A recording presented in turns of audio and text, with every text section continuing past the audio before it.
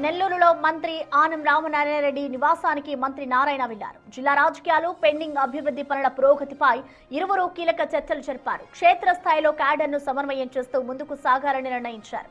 ఈ ఇద్దరు భేటీతో జిల్లా పార్టీ శ్రేణుల్లో కొత్త ఉత్సాహం నెలకొంది.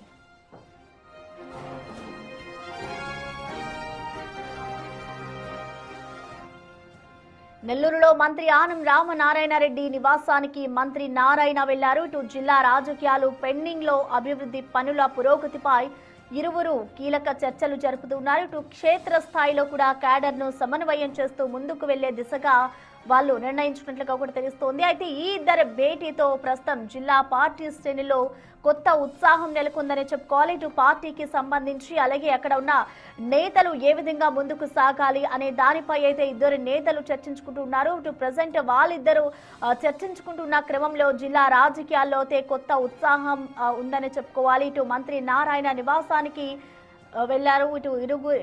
ఇటు అభివృద్ధి పనుల పురోగతిపై కూడా ఇరువురు కీలకంగా చర్చలు జరుపుతూ ఉన్నారు. ఇటు మొత్తానికి వాళ్ళ భేటీకి సంబంధించిన మరింత సమాచారాన్ని మా ప్రతినిధి సురేంద్ర అందిస్తారు. సురేంద్ర,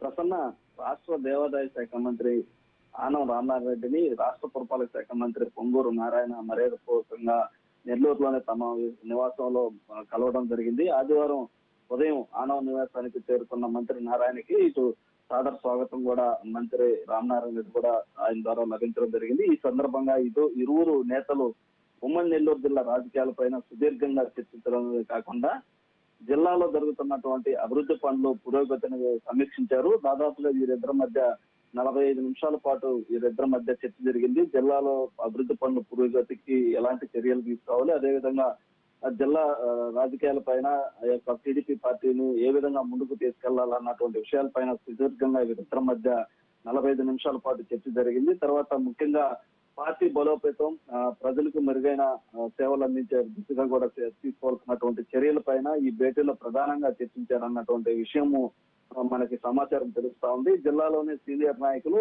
ఇలా ఏకాంతంగా సమావేశం కావడం, అంటే ఏకాంతంగా దాదాపుగా 45 నిమిషాలు వీరిద్దరి మధ్య జిల్లా రాజకీయాల పైన, పార్టీ బలోపేతం పైన, అదేవిధంగా అభివృద్ధి పురోగతి పైన కూడా మాట్లాడుకోవడం ఒక ఆసక్తిని రేఖించడమే కాకుండా జిల్లా ప్రగతికి ఈ యొక్క కలయిక ఒక కీలక మలుపుగా కూడా మారుతుందని ఇటు టీడీపీ క్యాడర్ కూడా ఆశాభావం అయితే వ్యక్తం చేస్తుంది. Prasanna, right, thank you Surendra.